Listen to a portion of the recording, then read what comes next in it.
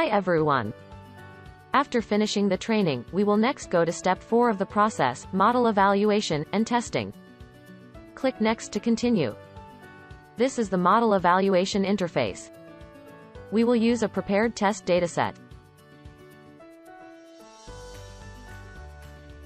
And press Evaluate.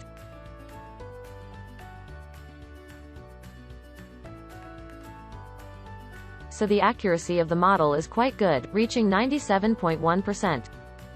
We will see if the model is accurate with the actual image or not by clicking Next to go to the model testing interface. You can use the same test dataset or use any other source of images.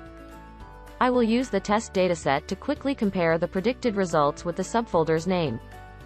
You can see the current result by looking at the predicted class dialog in the upper right corner.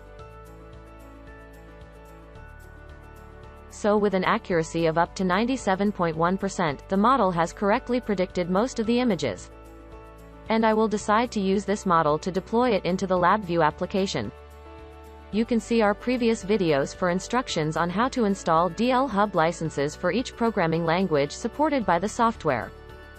Now I will select DLHUB LabVIEW and press Export to export the model.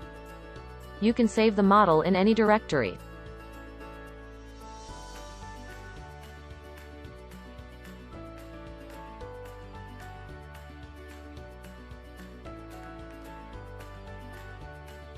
And we have completed step 4 of the training process. Thank you for watching the video.